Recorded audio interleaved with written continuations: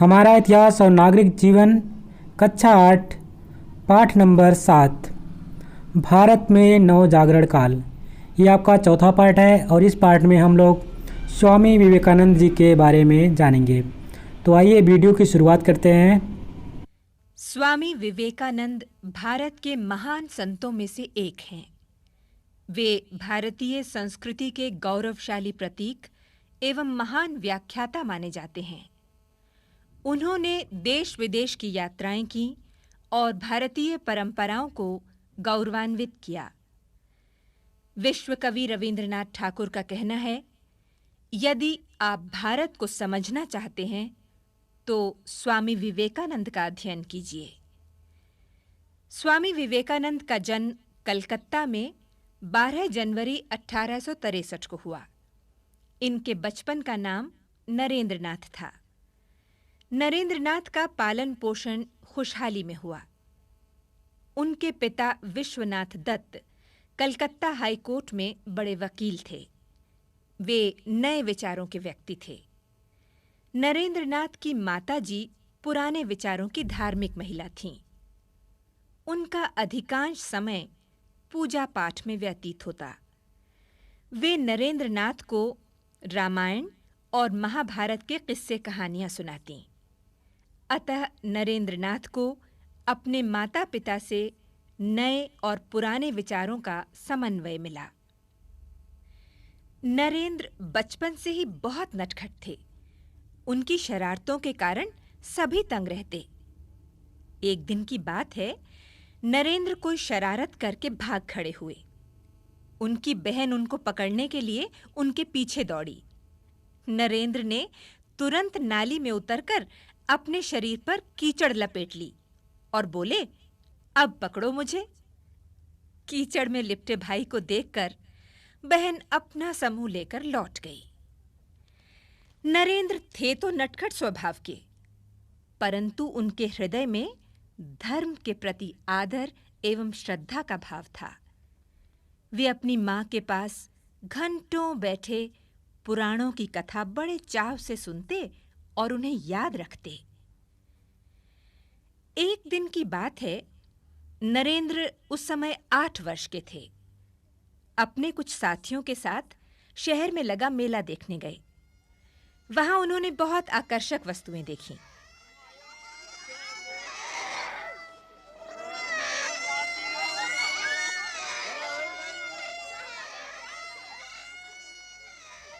उन्होंने उत्सुकता से मेले की सभी दुकानें देखीं।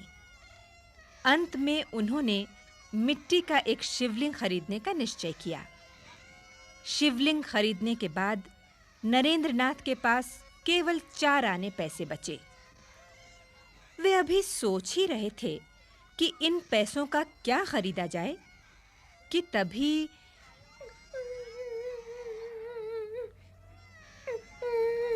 अरे, ये तो किसी के रोने की आवाज है।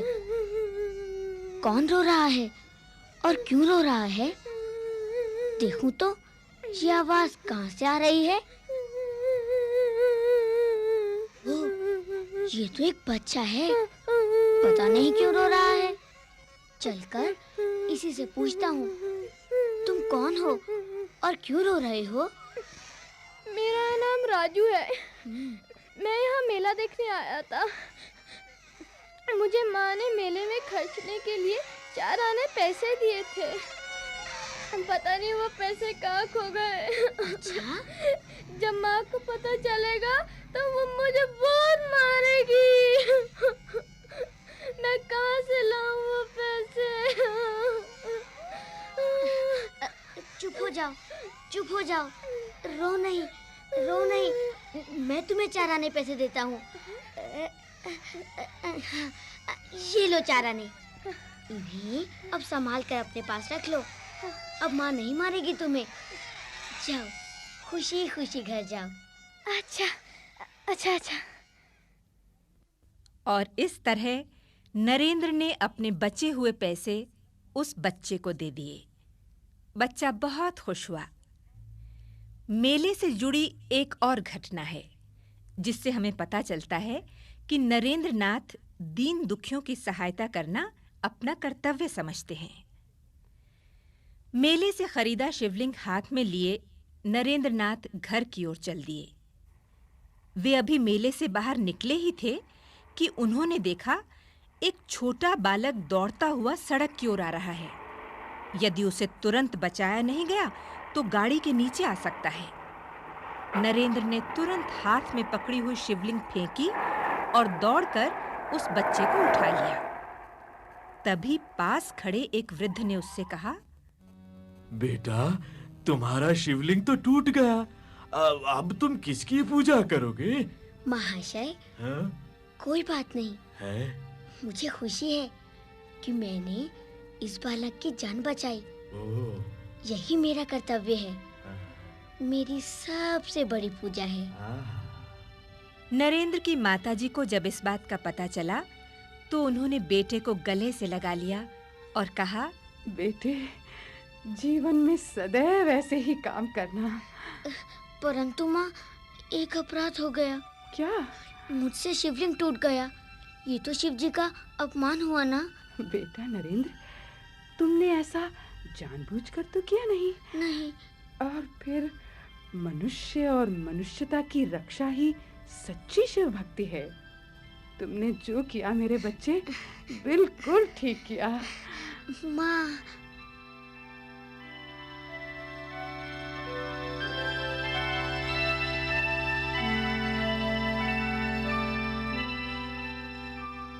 बाल्यकाल से ही नरेंद्रनाथ में महापुरुष के लक्षण स्पष्ट रूप से झलकने लगे। उनकी रुचि सदैव आध्यात्मिक ज्ञान की खोज में रहती। वे जब भी किसी साधु सन्यासी को ईश्वर या धर्म के संबंध में भाषण देते सुनते तो उनसे प्रश्न करते, क्या आपने ईश्वर के दर्शन किए हैं? परंतु उनके उत्तरों से नरेंद्रनाथ की संतुष्टि नहीं होती। समय बीतता गया। एक दिन की बात है, उनकी कक्षा में प्रधानाचार्य धर्म और दर्शन पर व्याख्यान दे रहे थे। उन्होंने देखा नरेंद्रनाथ अपनी आंखें बंद किए बैठे हैं। उन्होंने पूछा, नरेंद्रनाथ, तुम सो रहे हो? जी नहीं प्रधानाचार्य जी, मैं कुछ सोच रहा था। क्या सोच रहे हो तुम? क्या आप मेरे प्रश्न का उत्तर देने का कष्ट करेंगे? हाँ, बोलो नरेंद्र, क्या प्रश्न है तुम्हारा? श्रीमान जी, क्या आपने ईश्वर के दर्शन किए हैं? नरेंद्रनाथ, तुमने बहुत कठिन प्रश्न पूछा है। तुम इस प्रश्न के उत्तर की खोज में गंभीर भी हो। निराश ना हो। मैं तुम्हें ऐसे संत का नाम बताता हूं जो तुम्हारे प्रश्न का उत्तर सही सही दे सकते हैं।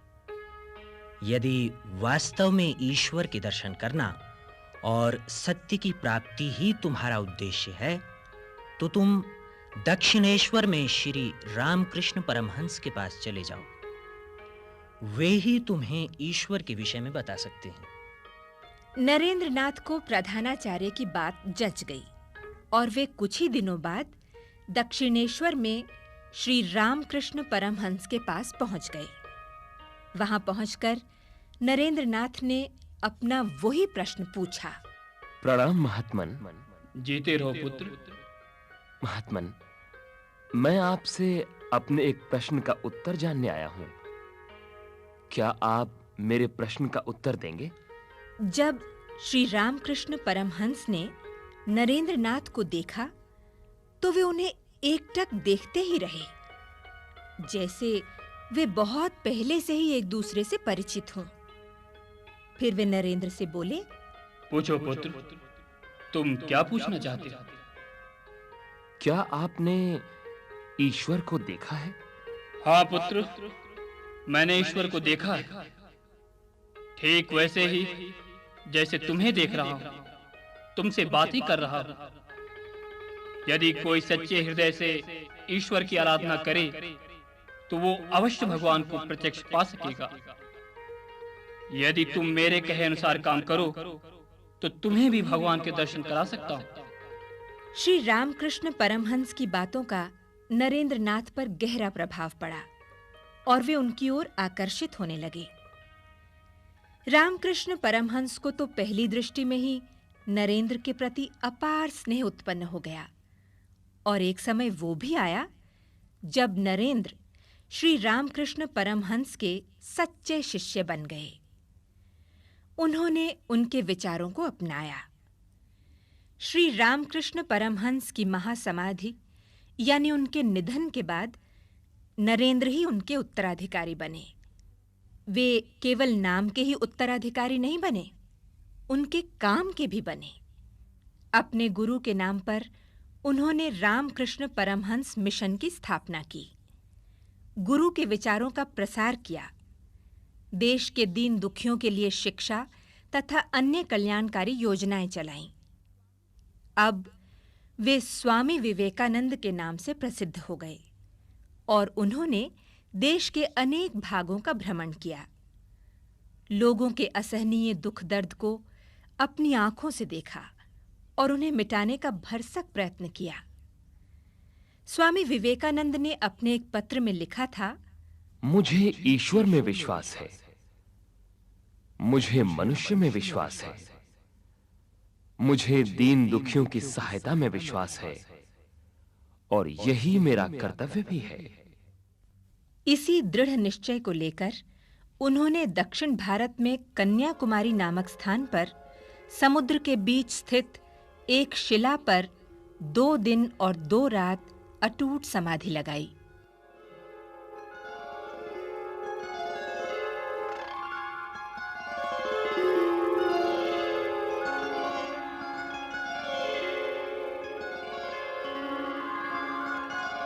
इसी समाधि के दौरान उनकी आंखों के सामने अतीत और वर्तमान भारत के चित्र उभर आए।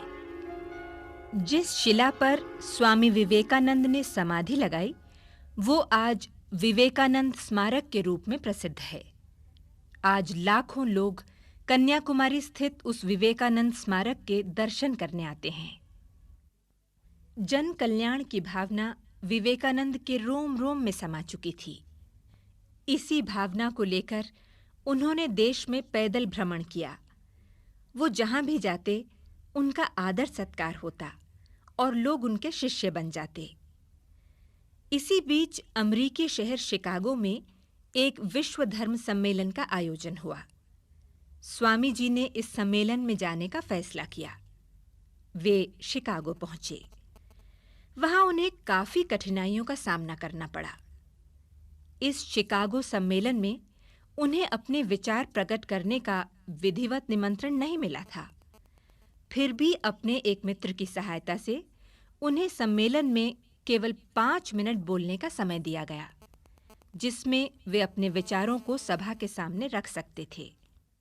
स्वामी जी ने अपने भाषण में कहा, मेरे अमेरिकी भाइयों और बहनों,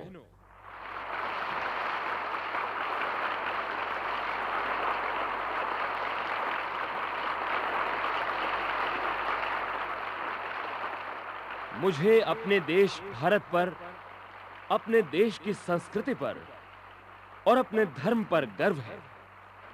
ये वही देश है जिसने संसार के पीड़ितों की, दुखियों की रक्षा की है। सभी भारतवासियों को सर्वधर्म समभाव की शिक्षा दी है। मुझे ऐसे राष्ट्र का नागरिक होने का गौरव प्राप्त है जिसने विश्व के सब धर्मों और राष्ट्रों के शरणार्थियों को शरण दी है। इस धरती पर समय समय पर अत्याचार होते रहे हैं। भिन्न भिन्न धर्मों के लोग पीड़ित किए गए हैं। धर्म का अर्थ है अशांति और द्वेष को पूरी तरह दूर करना। हमारा कर्तव्य है कि अपने धर्म की श्रेष्ठता सिद्ध करते हुए दूसरे धर्मों को नीचा न कहें। सभी धर्म एक समान हैं। सभी धर्मों का आदर करना हमारा कर्तव्य है।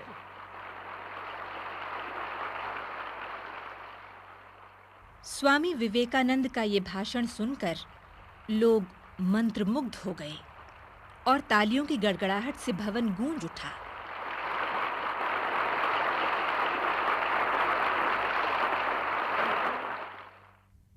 उनके विचारों की सभी ने प्रशंसा की। इसके बाद पश्चिमी देशों में स्वामी जी के भाषणों का तांता लग गया। उनकी ख्याति दूर-दूर तक फैल गई। उनके भाषणों की चर्चा सारे विश्व में होने लगी। उन्होंने सुसंस्कृत भारत की जो छवि विश्व के सामने प्रस्तुत की, उससे भारतवासियों के मस्तक गर्व से उठ गए। और जब वे विदेश से भारत लौटे, तो भारत की जनता ने उनका भावभीना स्वागत किया।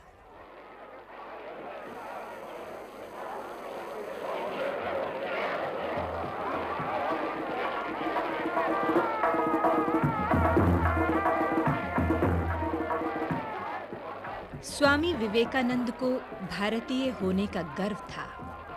वे चाहते थे कि उनके देशवासी भी ऐसे ही हों, देश के लिए जिएं, देश के लिए मरें। स्वामी जी में देशभक्ति की भावना कूट-कूट कर भरी थी। उनका सारा प्रेम भारत के प्रति था और भारत की सेवा में ही उन्होंने अपने प्राण त्याग दिए। आज भी उनके विचार उन्हें अमर बनाए हुए हैं।